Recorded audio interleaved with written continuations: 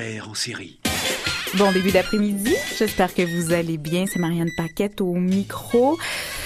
Eh bien, expert en série qui se poursuit pour cette deuxième semaine. Et aujourd'hui, je m'attaque aux troubles d'apprentissage. C'est une série que je vous propose c'est le premier mardi de cette série. Il y en aura 3 autres. Donc, si c'est un sujet qui vous intéresse, vous interpelle, sachez que pour les 3 prochains mardis, aujourd'hui c'est le premier, on parlera de troubles d'apprentissage chez l'enfant. Aujourd'hui, l'enfant qui présente un trouble du déficit de l'attention avec hyperactivité.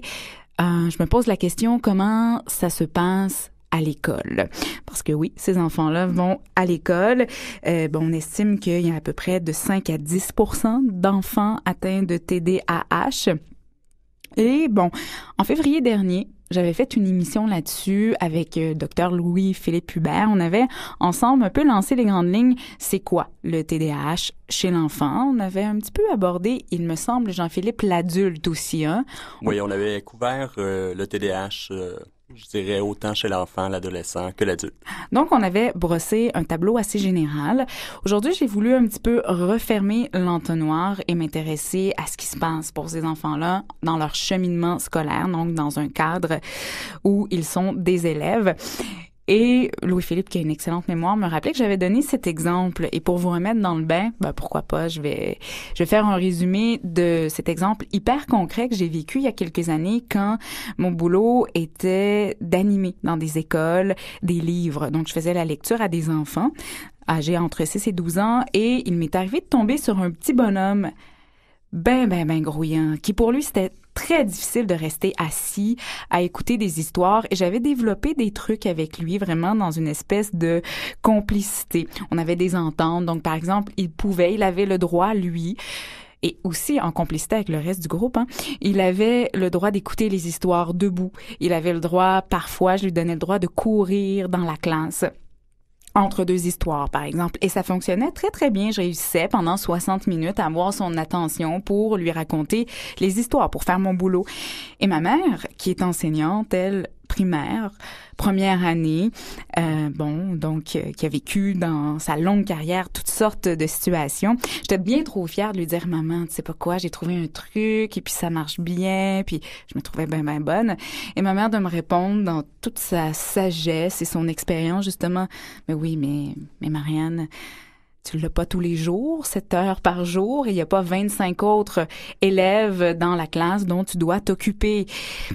Et à ce moment-là, je m'étais rendu compte à quel point ça doit pas être toujours évident, en effet, de partager son quotidien avec un enfant qui présente un trouble du déficit de l'attention avec hyperactivité. Autant quand on est parent, ça nécessite énormément d'énergie. On a parfois un peu l'impression que nos interventions passent dans le beurre, mais quand on est enseignant aussi ou tout autre employé qui travaille dans une école et qui est en contact avec ces étudiants-là. Donc, je m'intéresse à ça avec toujours Louis-Philippe Hubert qui est avec moi. Vous avez entendu sa voix il y a quelques minutes déjà. Lui qui est médecin résident et qui a des intérêts assez importants pour le trouble du déficit de l'attention parce que c'est lui qui est le créateur du site TDAH Québec. Et d'ailleurs, je vous invite à aller le consulter si jamais on ne répond pas à certaines questions, préoccupations. Ce site-là est hyper bien fait. Donc, un bienvenue officiel, Louis-Philippe. Merci, Marianne. Tout d'abord, je me disais, j'imagine que le diagnostic, il doit tomber pas mal au début du parcours scolaire, c'est-à-dire là 5, 6, 7 ans. Est-ce que c'est l'enseignant qui le diagnostique? Comment ça se passe là au début pour vraiment ce lancement du diagnostic-là, puis pour les parents qui reçoivent ça, l'enseignant aussi qui se dit « OK, moi, je vais avoir à vivre pendant 1 année avec un enfant qui a un TDAH ». C'est une très bonne question, Marianne. En fait, je commencerai par faire une nuance. Tu parlais du déficit d'attention avec hyperactivité. Alors, ce que tu décrivais tout à l'heure avec l'exemple que tu donnais est effectivement représentatif d'un type particulier de déficit d'attention.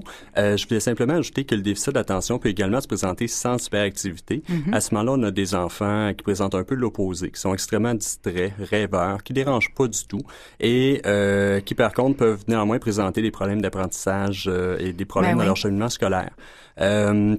Ceci étant dit, oui, effectivement, il y a certains enfants qui seront diagnostiqués au début de leur parcours scolaire, au début des études primaires. Ça peut être fait par les parents qui témoignent certaines inquiétudes, qui vont être relayées soit à des professionnels en milieu scolaire ou encore aux médecins de famille, par exemple. Par la suite, il y a des tests qui peuvent être faits, il y a certaines investigations diagnostiques qui peuvent mener, dans certains cas, au diagnostic de déficit de l'attention.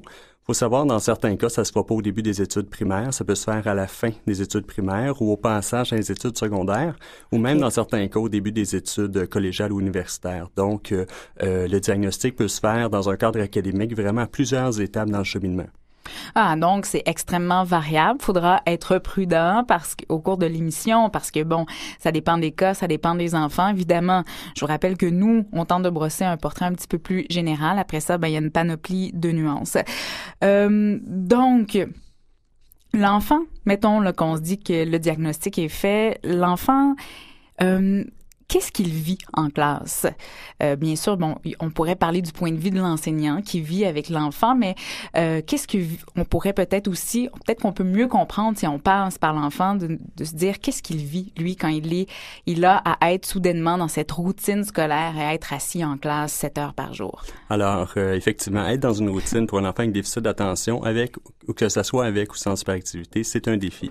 Alors, c'est un défi pour l'enfant lui-même, c'est un défi pour les enseignants, c'est un défi, je pense, pour l'ensemble des personnes concernées, que ce soit dans le milieu familial ou scolaire.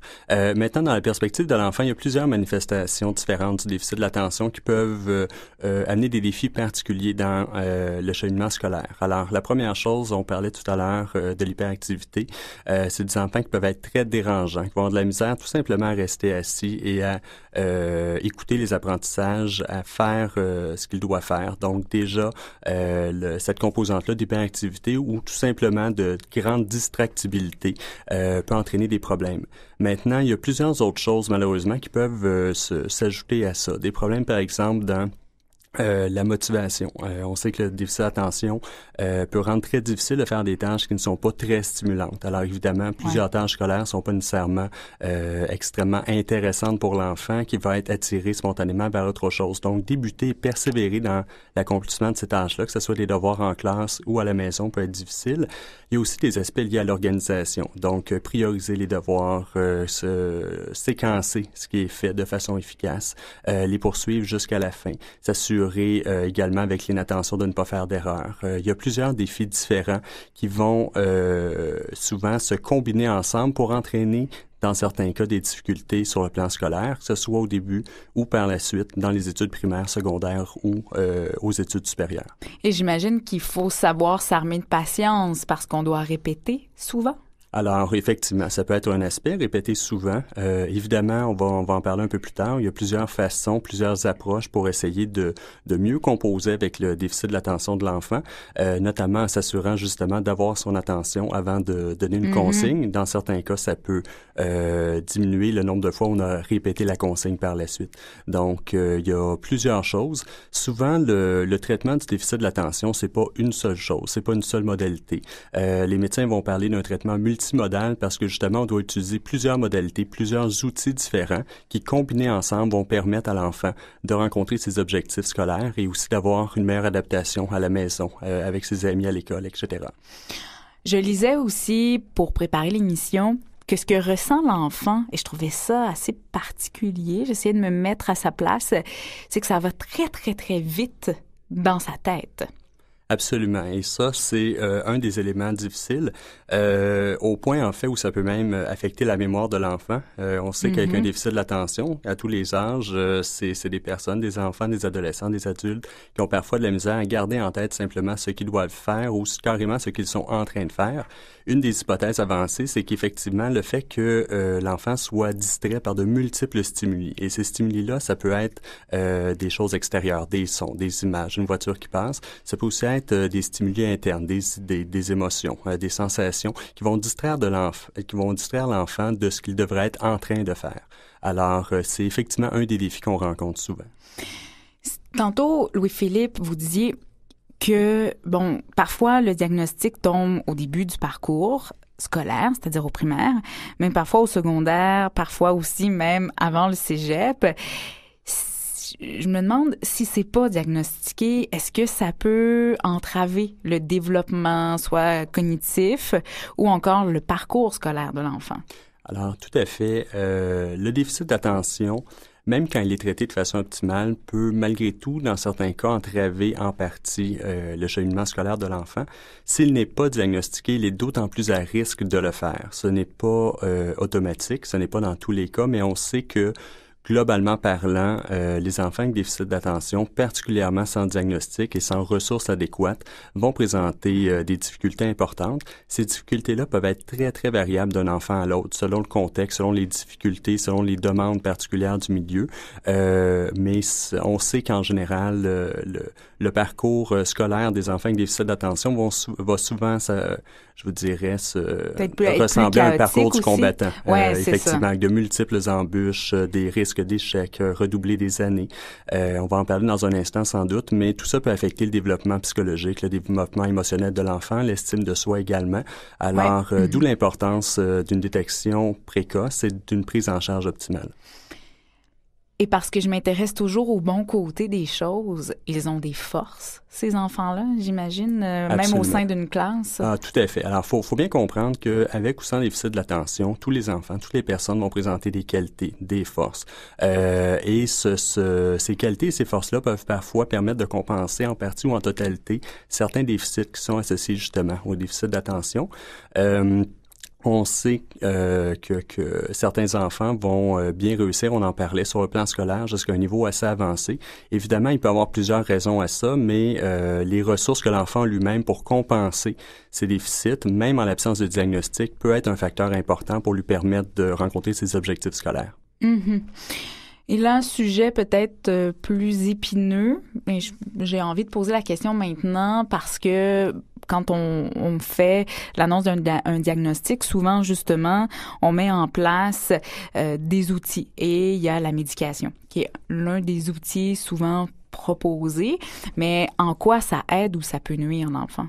Alors, ça va me faire plaisir de répondre. Juste avant, je voudrais simplement spécifier que tous les enfants qui bougent, qui sont hyperactifs ou qui sont distraits n'ont pas forcément un déficit d'attention. En fait, ça semble un peu évident, évidemment, heureusement d'ailleurs, mais faut comprendre que le déficit de l'attention, les symptômes du déficit de l'attention ne sont pas spécifiques aux enfants qui ont un TDAH. Tout le monde peut être distrait une fois de temps en temps, tout le monde peut être hyperactif ou surexcité dans certains contextes. C'est l'intensité de ces symptômes-là et leur présence relativement permanente qui vont entraîner justement des troubles particuliers, des problématiques scolaires.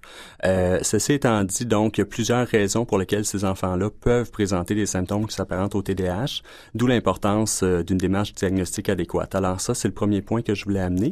Maintenant, effectivement, à l'école, il y a plusieurs outils différents qui peuvent être offerts à ces enfants-là. Ça dépend beaucoup des problèmes qui sont rencontrés. Il y a notamment plusieurs spécialistes professionnels, que ce soit des orthopédagogues, par exemple, des psychologues scolaires. Il peut y avoir aussi des techniciens en éducation spécialisés, par exemple, qui sont présents dans le milieu scolaire de l'enfant et qui peuvent l'aider à mieux l'outiller pour rencontrer les objectifs qu'il doit rencontrer à l'école. Mais les médicaments dans tout ça. Alors, on y vient maintenant. Et l'important de mon introduction, c'est de mentionner que lorsque il y a une médication qui est prise, elle doit s'inscrire dans un ensemble de traitements, dans une prise en charge globale de l'enfant. Alors, c'est pas vrai qu'on donne un médicament à un enfant et on vient de régler le problème. Merci, bonsoir. Oui. Exactement. Donc, toute cette introduction-là, je pense, permet de bien saisir que oui, effectivement, la médication peut aider. Les enfants qui tolèrent les médications, donc qui n'ont pas trop d'effets secondaires et qui, de l'autre côté, ont un bénéfice thérapeutique, c'est-à-dire que la pilule fait l'effet qu'elle a, elle permet de diminuer effectivement les symptômes du déficit de l'attention. Quand c'est le cas, effectivement, il y a un bénéfice qui est là et ces enfants-là peuvent bénéficier d'une médication, que ce soit à l'école ou d'ailleurs à l'extérieur du milieu scolaire. Tout à fait, oui.